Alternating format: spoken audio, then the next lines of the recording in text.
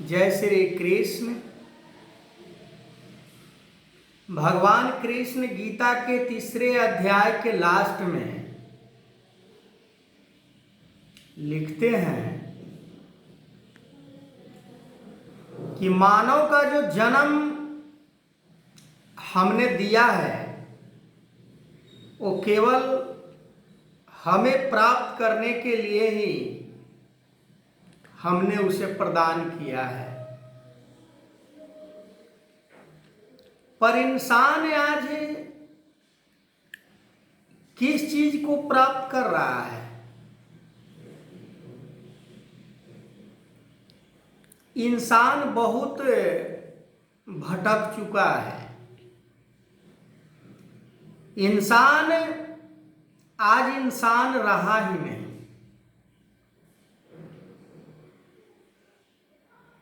इंसान के अंदर इंसानियत नहीं,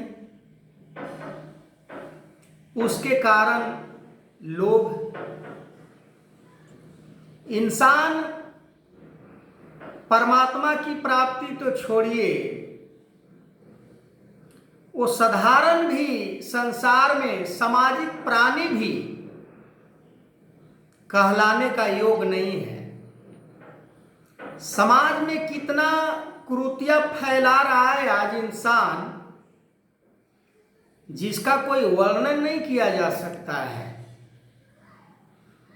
एक दूसरे से बैर, एक दूसरे से घृणा, एक दूसरे से नफरत। ये क्या है? अज्ञानता। अज्ञानता के कारण आज संसार में जो दानव के लिए, असुर राक्षस के लिए जो पदार्थ बनाए गए थे, पशु के लिए, हिंसक जानवर के लिए, वो आज इंसान उसे सेवन कर रहा है। इसके पीछे रीजन क्या है? कामना। जब कामना इंसान को हद से ज्यादा बढ़ जाता है तो सही और गलत का डिसीजन लेना खत्म हो जाता है उसके बुद्धि और विवेक से। बुद्धि विवेक उसका काम नहीं करता है। यदि किसी से नफरत भी करता है तो उसे लगता है कि मैं प्यार कर रहा हूं। यदि किसी को भटका रहा है तो उसे लग रहा है कि मैं किसी को रास्ता दिखला रहा हूं, अच्छे रास्ता बता रहा हूं। किसी को दुदकार भी रहा है तो उसे लग रहा है कि मैं इसे गले लगा रहा हूं और उससे उसका कोई साहूकार नहीं है। अरे आज देखने के लिए पॉलिटिकली लाइफ में मिलता है कि भाई भाई को दाने दाने के लिए, भाई को धन वैभव इकट्ठा करने के लिए ऐसा क्रूर, ऐसा बुद्धिहीन, ऐसा चरित्रहीन, कैरेक्टरलेस इंसान जो भाई को भी एक फूटी के कौड़ी के बराबर भी मूल्य नहीं देता। ना जाने आज इंसान को क्या हो गया। धन वैभव को इकट्ठा करने के लिए उसे लगता है कि हमारा बड़प्पन धन वैभव प्राप्त करने में ही है। उसे लगता है कि धन वैभव के कारण ही हमें संसार में जीत हासिल होनी है। धन वैभव के कारण ही हमें परमात्मा की प्राप्ति हो जाएगी। यदि मानव देह परमात्मा को प्राप्त करने के लिए मिला है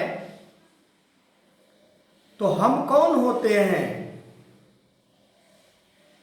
इसे दरकिनार करने वाला कि हमें परमात्मा की प्राप्ति नहीं करनी है। ये तो जोर जबरदस्ती वाला बात हो गया कि हमें परमात्मा प्राप्त नहीं करना है। उसे तो 100% नास्तिक कहा जा सकता है। वो तो इंसान के श्रेणी में है ही नहीं। इंसान कहलाना तो बड़ी दूर की बात है। पशु की योनि में यदि कोई जन्म लेता है तो ठीक है, वो पशु वाला कार्य करता है, पशु वाला फर्ज निभाता है। यदि गाय और भैंस ये कहे कि हम दूध नहीं देंगे तो गाय माता नहीं कहला सकता है, वो गाय नहीं कहला सकता है। उसका कदर, उसका मान, उसका सम्मान तब होता है जब वो दूध देती है। ठीक उसी प्रकार इंसान भी यदि मानव जन्म में सभी विषयों को, कामनाओं को त्याग कर, और कामना जब तक हमारे मन में होता है तब तक हम अंधे के समान होते हैं। जैसे अंधा कोई चीज देख नहीं पाता है वैसे ही हम हो जाते हैं। फिर हमें समझ में नहीं आता है, हमें पराया और अपना समझ नहीं आता कि कौन पराया है कौन अपना है।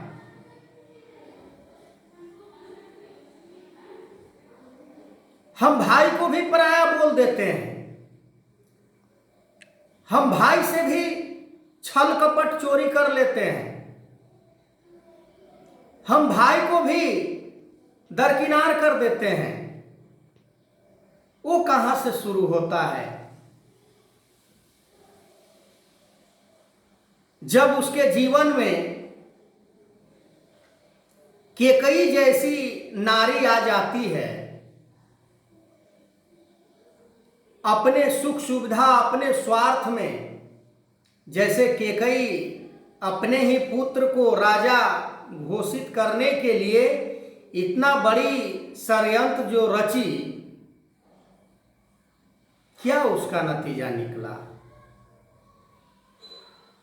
केकई का क्या नतीजा निकला? नारी थी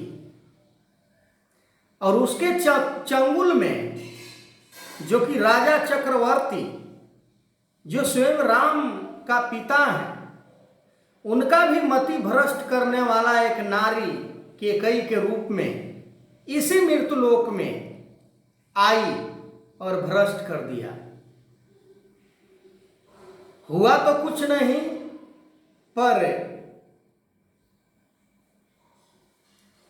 अपजस ही अपजस प्राप्त हुआ कि एक नारी के कारण ही अपने पुत्र भगवान स्वरूप को भी राजा दशरथ वनवास दे दिए अपने भोग विलास वासनाओं की पूर्ति के लिए। अभी भी समय है हमें संभल जाने का। चल उठ मुसाफिर भोर भया, अब रैन कहाँ जो सोवत है। सोवत है सो खोवत है, जागत है सो पावत है। भगवान कृष्ण अर्जुन को सभी कामनाओं से मुक्त करना चाहते हैं और उसे अविनाशी ब्रह्म निराकार स्वरूप का दर्शन कराकर आवागमन के चक्कर से, आवागमन के बंधन से मुक्त करना चाह रहे हैं। इस अविनाशी स्वरूप में स्थापित करना चाह रहे हैं भगवान कृष्ण अर्जुन को। हम भी वो कार्य को कर सकते हैं। पर कब? अपने लिए संसार में जीवन जीना, अपने स्वार्थ के पूर्ति के लिए अपने बेटा बेटी पत्नी इच्छा को भरपाई करने के लिए, तो फिर संसार में क्या होगा? आने का मतलब क्या होगा? मानव जीवन में कोई मतलब नहीं। क्या यही साबित करोगे कि हमने जीवन में इतना वैभव इकट्ठा किया, इतना धन दौलत इकट्ठा किया, कुछ काम आने वाला नहीं है ये संसार में। जब भी काम आएगा निस्वार्थ सेवा ही काम आएगा। जब भी काम आएगा दूसरों को भला ही काम आएगा। जब भी काम आएगा गिरते हुए को उठाने के करने वाला कर्म ही काम आएगा। हम गफलत में ना रहें कि धन वैभव के कारण, ऊंचे कुल के कारण हमें मान सम्मान प्राप्त हो जाएगा, मोक्ष की प्राप्ति हो जाएगी। किसी पद को प्राप्त कर लेने से हमें मोक्ष की प्राप्ति हो जाएगी, तो ये असंभव। आगे मैं इस वीडियो को कंटिन्यू करूंगा और इसी तरह का वीडियो को देखने के लिए हमारे चैनल को फॉलो कीजिए, कमेंट कीजिए, लाइक कीजिए। लाला कुमार पासवान गीता, इसी तरह का वीडियो मैं बनाता हूं ताकि लोगों को समझ में आए कि गीता में जो बात लिखी गई है वो किसके लिए लिखी गई है। तो इन्हीं बातों से जय श्री कृष्ण।